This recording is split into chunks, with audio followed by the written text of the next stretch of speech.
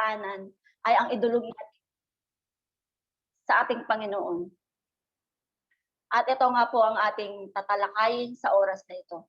Bago po tayo magsimula, tayo po ay yumuko at manalangin sa ating Panginoon. Hallelujah, Father. Hallelujah, Jesus. Hallelujah, Holy Spirit. Panginoon namin banal, dakila, at makapangyarihan sa lahat.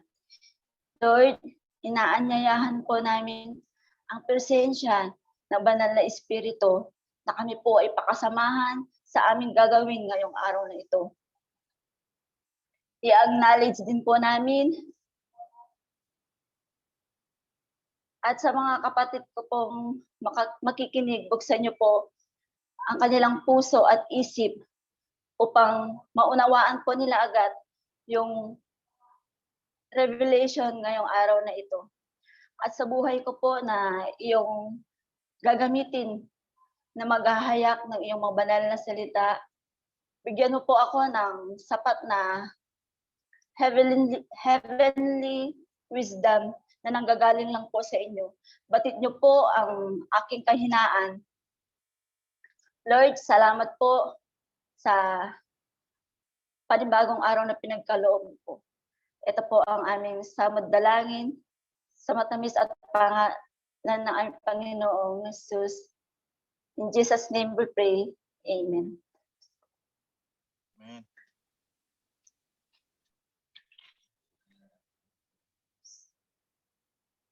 Ang ating tatalakayin ngayong araw na to ay ang trusting God in difficult times.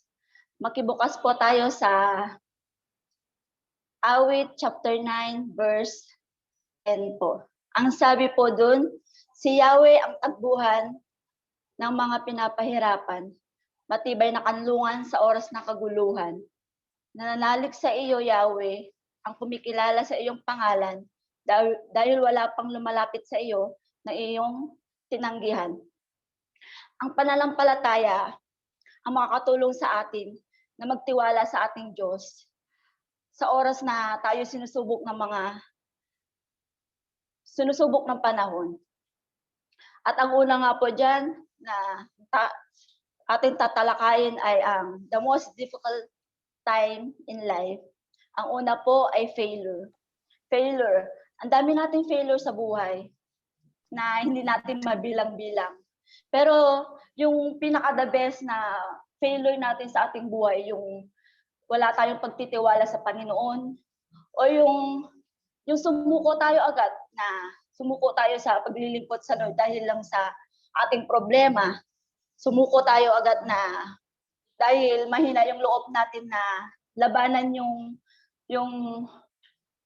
andun yung parang nanghihina tayo na baka mapahiya tayo. Pag once na andun tayo sa harap ng maraming tao, na iniisip natin yung mga sinasabi ng tao. Pero ang isipin natin, yung kung ano yung ikakasaya ng Lord, yun po yung tunay na tagumpay sa ating buhay. Yung mapasaya natin ang Lord, papaglingkuran natin kahit marami tayong problema. At yung sunod po ay ang losing job. 'Di ba? Ang hirap mawalan ng trabaho kasi alam natin isa yun sa pinagkukuhanan natin ng pangsuporta sa ating pamilya. Pero andun yung pagtitiwala natin na may plano ang Lord, na hindi sadya yung pagkawala natin ng trabaho. Kasi baka andun yung hindi na pala na nakakabuti sa ating sarili, or may mga kasamahan tayo na hindi pala, yun nga po, hindi na pala mabubuti sa sarili natin. Tapos ang sabi nga sa Jeremiah chapter 29 verse 11, sapagkat batid kong lubos ang mga plano ko para sa inyo, mga planong hindi niyo ikakasama, kundi para sa inyong ikabubuti. Ito ay mga planong nagdudulot sa inyo ng kinabukasang puno-puno ng pag-asa. Yun nga po. Tapos, ang sunod po natin ay breakups po. Alam naman po natin ang breakups. Baka nararanasan po natin lahat to, di ba? Yung iwanan tayo ng mahal na mahal natin. Tapos yung ipagpalit tayo na ang alam naman natin, ang alam nga natin baka may kulang tayo. May kulang tayo sa sarili natin. Yung iniisip natin na baka may kulang tayo sa sarili natin. Pero pagdating sa Lord, hindi natin nararanasan ang iwanan ng Lord. Tayo pa nga ang nangiiwan sa Lord eh. Tayo pa nga yung gumi-give up pagdating ng give up tayo ulit, give up agad tayo sa Lord. Yung pinanghihinaan tayo kasi ang dami nating ng problema, 'di ba? Pero pag parang naka-concentrate kasi tayo dun sa mga taong hindi pala nagpapahalaga sa atin. Pero yung Lord na nagpapahalaga sa ating buhay, parang hindi tayo nagko-concentrate sa kanya eh. Parang balingwala lang siya. Naalala nga lang natin siya pag nabigo tayo sa mga dreams natin, kung may kailangan lang tayo, 'di ba? Yun po. Tapos dito po sa getting older. Sino po sa atin yung nababahala na kasi baka wala na siyang mahanap na tamang lalaki, na tamang babae na magpapaligaya sa kanya. Morning. Diba? Sa atin, iniisip din natin yun kasi isa din sa nagpapaligaya sa atin. Pero ang the best na kaparaanan ay ang ipag-pray natin yung gusto nating babae or gusto nating lalaki para hindi tayo humantong sa masaktan tayo. 'Di ba? Humantong na kahit natatandang yung mga iba nga gusto pang tumandang dalaga lalo, tumandang binata kaysa masaktan eh. 'Di ba yung iba sa atin? Ganun po. Yun po yung sa getting older. Tapos ang sunod po natin sa vices po. Yun nga po, pag once na naranasan natin ang failures, losing job, breakups, at saka getting older, saan tayo pupunta? Hindi ang iba kasi sa atin hindi sa Lord eh. Ang iba sa atin nga pumupunta sa mga makamundong bagay. Na yun ang alam nating magpapagaan ng loob natin. Ang hindi natin alam, yun pala ang magdudulot sa atin ng sakit sa ulo, sakit ng katawan, magdudulot ng sakit sa buhay natin. Pagka nalipasan tayo ng pag-inom ng alak, ano kakahantungan natin? Sasakit lang ang ulo natin, di ba? Pero pag nagtiwala tayo sa Lord, hindi sasakit ang ulo natin. Gagaan ang puso at isip natin para siya ay pagkatiwalaan sa ating mga gawain. Yun nga po. Tapos, din po sa next, sa Bible character, na yung mga taong nagtiwala sa ating Diyos na may gagawin pala siya sa buhay kahit wala yung pananampalataya lang natin ang makakapag gaan ng loob natin. Yun nga po, ang una po, yung woman healed by Jesus. Matatagpuan po natin siya sa Mark chapter 5, verse 27 to 34. Trusting God is taking risk despite the pain. Yun nga po, ang sabi ko doon, yung hindi po pinangalanan yung babae doon, pero yung hiling ng babae ay yung pagtitiwala ng babae na pag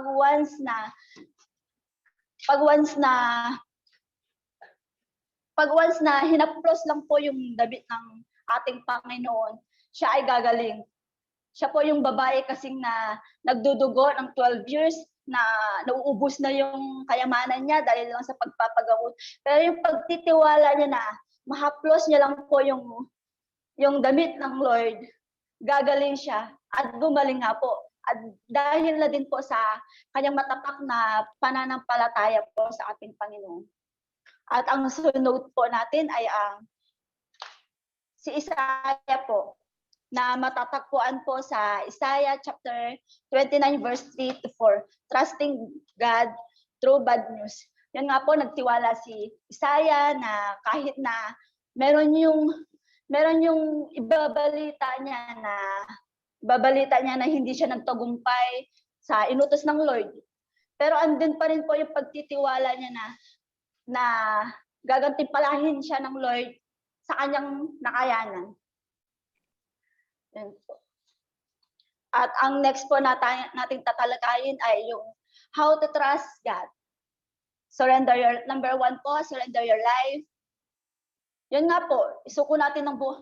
Hindi naman natin pwede na surrender lang natin yung buhay natin sa Lord kung hindi po gagamitin ang ating puso. Parang wala lang ding mangyayari sa ating buhay.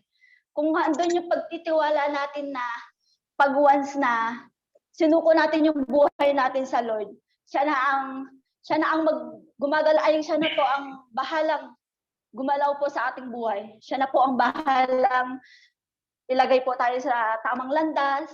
Kailanman naman hindi naman hinangad ng Lord na tayo'y mapahamag, di ba? Kailanman ang kagustuhan nga ng Lord yung lagi tayong napapabuti. Yun po. Tapos ang sunod po, keep on praying. Yun po yung isa sa pagtitibayan ng ating pananampalataya ay yung prayer po. Minsan kasi sa atin, yung iba sa atin, pag once na nag-pray tayo, gusto natin agad-agad yung sagot ng Lord.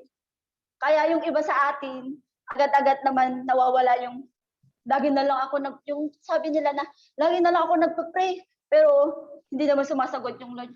Andun yung pagtitiwala natin sa Lord na patuloy tayong manalangin sa Kanya. Patuloy tayong manalangin sa Kanya na kahit na andun yung matagal siyang sumagot. Ang alam natin sa sarili natin na may kasagutan lahat ng ating prayer. Pag sinuko natin sa ating Panginoon lamang.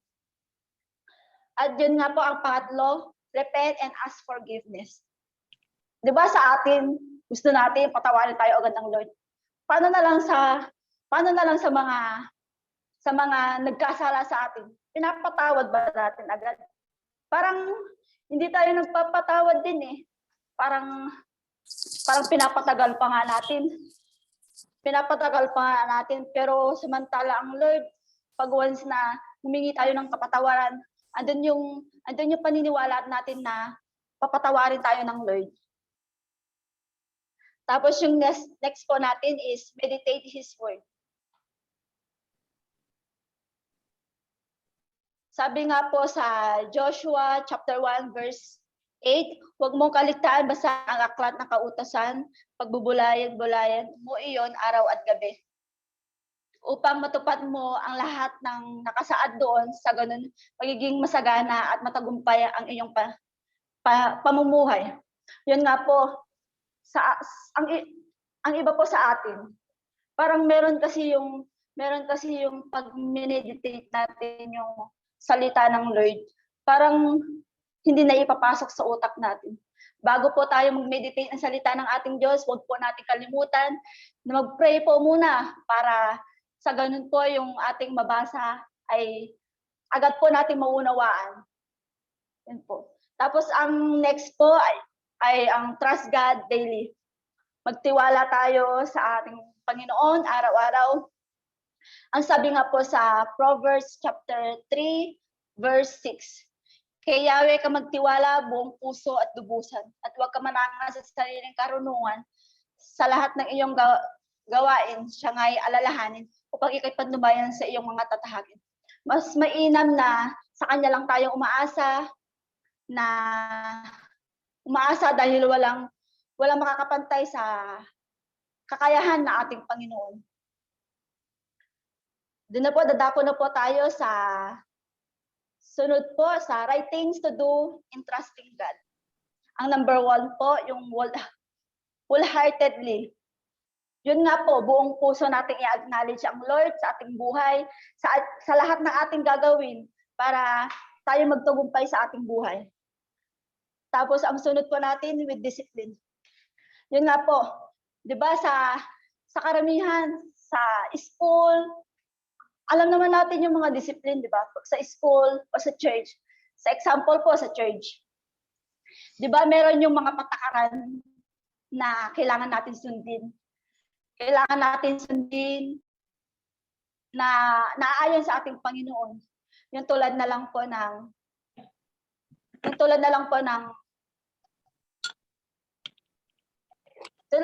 sa kwan po, sa yung hindi pala naaayon sa Panginoon yung nakipagrelasyon ka po.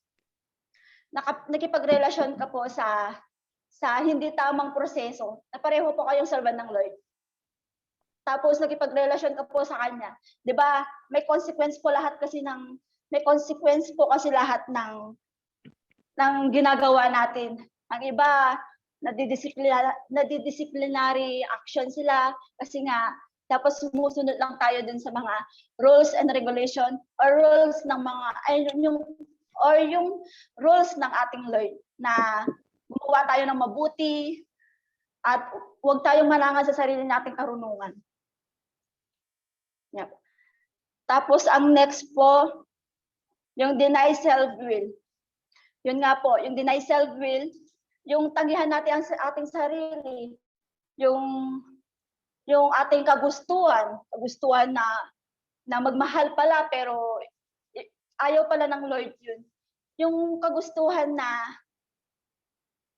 sundin lang natin yung kagustuhan ng Lord. Yung sundin lang po natin yung kalooban ng Lord po.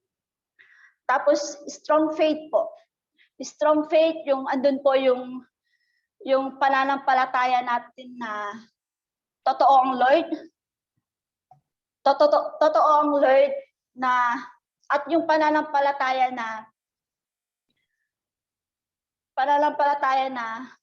siya ay kasama natin sa ating buhay. Yun po. Tapos ang next po is be at peace. Sabi nga po sa Philippians 4 verse 6 to 7, huwag kayong mabalisa tungkol sa anumang bagay, sa halip hingin ninyo sa Diyos ang lahat ng inyong kailangan. Sa pamamagitan ng panalangin may pasasalamat at ang kapayapaan ng Diyos na hindi kayang maunawaan ng tao ang siyang mag-iingat sa inyong puso at pag-iisip dahil sa inyong pakikipag-isa kay Jesucristo. Yun nga, yung i-accept natin sa sarili natin na kailangan natin ang Diyos sa ating buhay para mananasan natin ang tunay na kapahingaan ng ating isip at puso. Tapos ang next po natin ay yung benefits in trusting God. Number 1 po natin, He will lead you to the right path. Yun nga po, ipagkatiwala natin sa Diyos ang mga plano natin sa buhay. Dadalhin niya tayo sa tamang landas. At ang sunod po natin, you can count on Him. Magtiwala tayong maasahan natin ang Lord sa oras na nanghihina na tayo sa mga pagsubok ng ating buhay. At yung next po natin, He can comfort you. Maaari niya tayong alawin sa pagsagot ng ating mga panalangin. Kapag pwede din tayong alawin ng Lord pag once na nakakarinig tayo ng worship din. 'Di ba? Parang ang saya sa puso na makarinig ka ng mga worship song na para lang sa Panginoon po. Tapos ang next po natin, He will fight for you. Kahit naandun tayo lagi na lang tayong humingi ng kapatawaran, kahit naandun tayo sa makasalanan sa Kanya. Pero andun yung pinaglalaban pa rin tayo ng Lord. Pinaglalaban pa rin tayo ng Lord na ikabilang niya bilang mga anak po. Tapos ang next po natin, He will sustain you. Yung pagtitiwala natin sa ating Panginoon na susuportahan tayo ng Lord sa lahat ng gusto natin sa buhay. Pero hindi sa lahat ng bagay. Andun yung alam mo, susuportahan tayo ng Lord sa maling kaparaanan, 'di ba? Susuportahan tayo ng Lord dun sa mga naaayon lang po sa Kanya. At yung number 6 po, He will fulfill what He has promised. Yun nga po, yung He will fulfill what He promised. Yung eternal life po, yung buhay na walang hanggan. Pero makamit lang po natin yun pag once na tinanggap po natin ng buong puso ang ating Panginoon na sariling Diyos at tagapagligtas ng ating buhay. Tapos dadako na po tayo sa conclusion. Sabi nga po sa salita ng ating Panginoon sa Isaiah chapter 26 Isaiah 26 verse 3 to 4. Ang sabi nga po doon, binibigyan mo ng lubos na kapayapaan ang mga may matatag na paninindigan at sa iyo'y nagtitiwala. Magtiwala kayo kay Yahweh, magpakailanman, sapagkat ang Diyos na si Yahweh ang walang hanggang kublihan. Yun nga po, dapat na magtiwala tayo sa ating Panginoon. Kasi ang iba sa atin, naaalala lang ang Panginoon. Ang Panginoon kung may problema. Kung may problema tayo.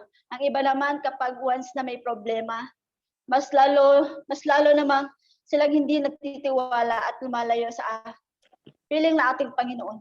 Di ba natin alam na ang pagtitiwala sa ating buhay,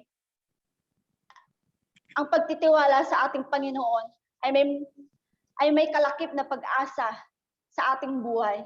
Di ba natin alam na sa Panginoon lang natin matatagpuan ang tunay na kapahingaan ng ating isip at puso.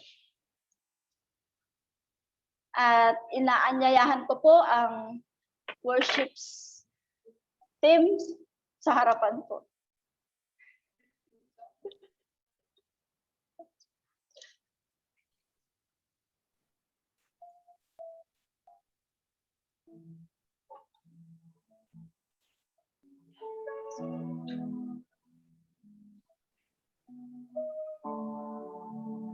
Bago po tayo tumayo, sisiyatin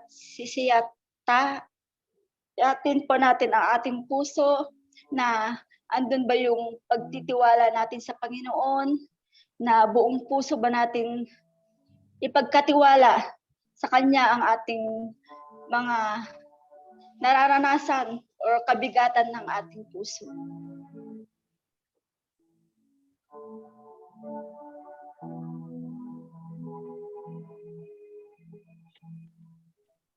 Nais kong lamasdan ang iyong kagandahan. Nais kong manahan sa pinagkailangan. Ang ibig kang siyang nais ko. Sambahin ka, siyang mitiko, hindi nalalayo, hindi nalalayo,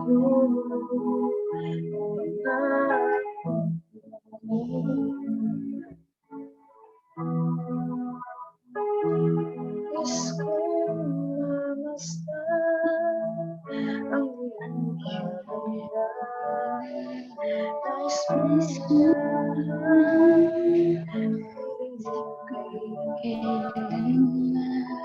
ibigin kang siyang nais ko. Sambahin ka,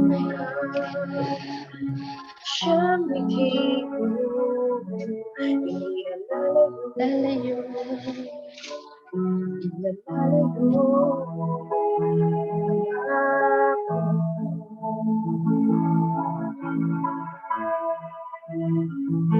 sa piling mo'y babawi ang mapalubag. Sa piling mo, pusang pag-asa.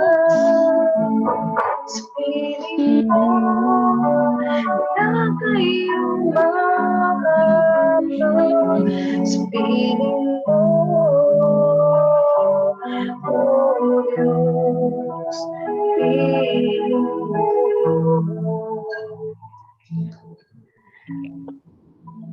Sa piling mo lang, Panginoon, matatagpuan ang tunay na kagaligayahan.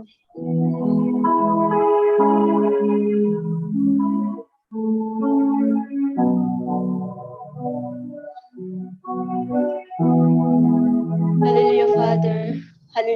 Jesus. Hallelujah, Holy Spirit.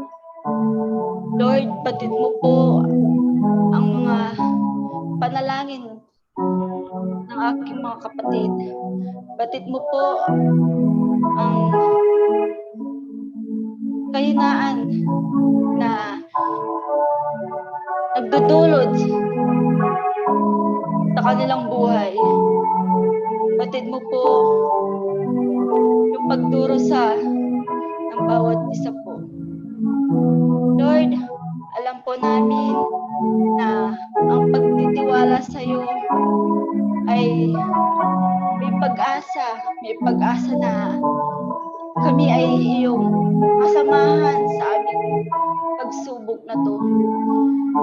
Hindi mo binigay sa amin ito na kami lang po ang makakagawa o kami lang po ang lutas nito. Alam namin na kasama ka po namin.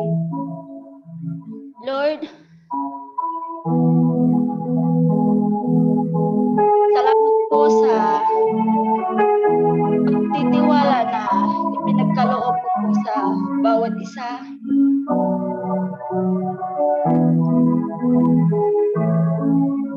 Na hindi po kami mag-iisa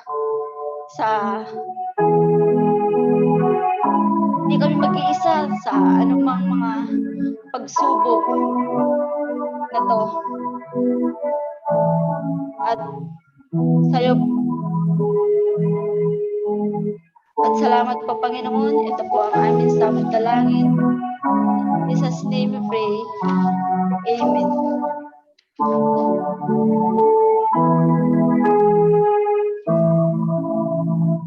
Diretso tayo ng first timer. Meron po bang mga first timer? Inaanyayahan ko po kayo dito sa harapan upang ako po ay upang kayo po ay aming mai-welcome.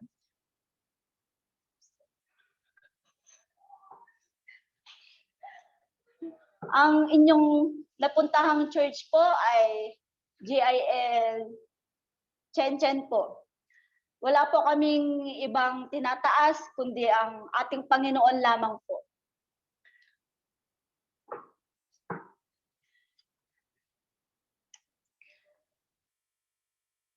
Hallelujah, Father. Hallelujah, Jesus. Hallelujah, Holy Spirit. Panginoon namin banal, dakila, at makapangyarihan, salamat.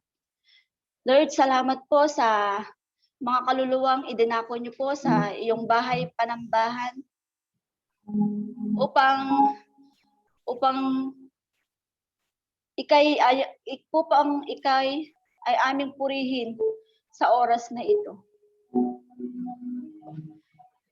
Pakitaas po ang dalawang kamay at sumunod po sa munting panalangin po.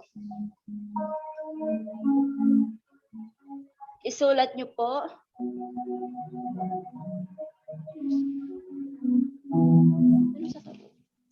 Sulat niyo po Sa aklat ng buhay, sa aklat ng buhay ang aking pangalan. Yung pangalan niyo po. ang aking pangalan, Nilawang, Na inaamin po, na inaamin ko ako'y makasalanan ako'y makasalanan. simula pa nung bata. Simula pa nung bata at saka kasalukuyan. At sa kasalukuyan. At patuloy po kami At patuloy po kami humihingi humihingi ng iyong kapatawaran. ng iyong kapatawaran. At huwag niyo na pong hayaan At huwag niyo na pong hayaan na maagaw pa ako ng kaaway. na maagaw pa ako ng kaaway. Isarado niyo po Sarado niyo po ang durungawan ang durungawan ng impyerno. ng impyerno At tinatanggap ko po na tinatanggap ko po na ikaw po na ikaw po ang aking Diyos ang aking Diyos at sariling tagapagligtas. at sariling tagapagligtas. Ako na lang po, na lang. Yes, Lord. Salamat po sa buhay ng aking mga kapatid. Ikaw na po ang magbalik ng liglig at siksik na nag-uumapaw na pagpapala po sa kanilang pamilya. Sa kanilang pamilya. At hindi po sadya ang kanilang pagpunta po dito. At sana hindi po ito ang huli at hindi po ito ang una at huli naming pagsasama upang ikay ay purihin. Salamat po ng marami. Ito po ang aming samadalangin sa matamis at dakilang pangalan ng aming Panginoon. In Jesus' name we pray. Amen po. Amen, amen. Palakpakan po natin ang Lord. Katulad po ng aking sinabi kanina, marami na po talagang naitayong church sa paggamit ng Panginoon sa kanyang buhay.